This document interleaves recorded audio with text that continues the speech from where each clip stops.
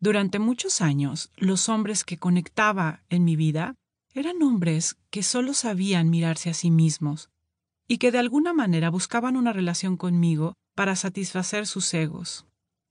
Era algo totalmente incomprensible y muy frustrante para mí. Transitar el conocimiento de qué había detrás de estos hombres egocéntricos, vanidosos, incapaces de vincularse, ha sido todo un trabajo de transformación en mi vida. Primero, como siempre lo comparto en todos mis libros, por supuesto, el narcisismo es un tema de trabajo muy personal. Mi padre es un hombre con un trastorno narcisista. Cuando hablo de un trastorno narcisista, no me refiero a una neurosis o una vanidad. En realidad, mi padre tiene una psicopatología narcisista muy marcada y el ejemplo de cómo actuó con mi madre habla completamente de una patología de un hombre narcisista.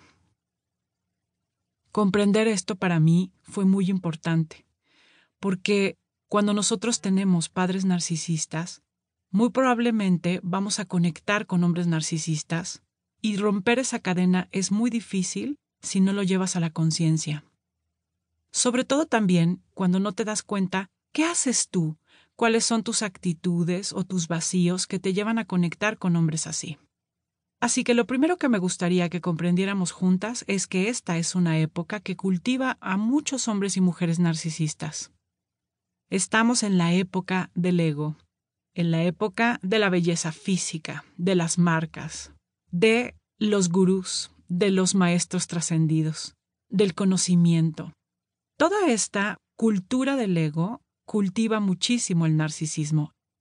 El narcisismo viene de un mito griego de un hombre llamado Narciso, que al ver su reflejo en el agua se enamoró de sí mismo.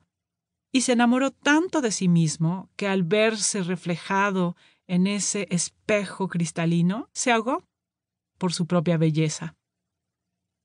De alguna manera, esta es una época que nos invita a que engordemos el ego y que nos sintamos tan enamorados de nosotros mismos, de lo que sabemos, de nuestro físico, que nos termina devorando la humanidad y el amor propio.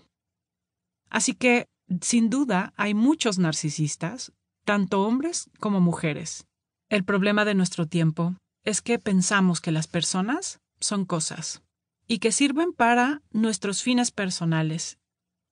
Somos tan mercantilistas que a veces todo es una transacción y olvidamos que las personas tienen dignidad, que merecen amor, respeto y que no son para ser utilizadas.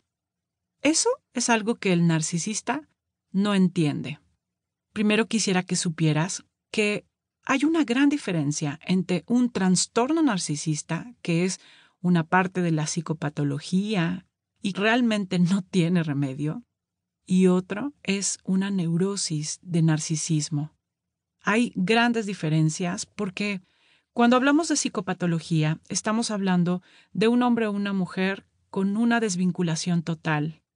No tienen ningún remordimiento en lo que hacen y pueden destruir vidas y lastimar personas sin ningún remordimiento. En realidad, los narcisistas patológicos no tienen remedio y podrían ir así por la vida y jamás enterarse que hacen daño.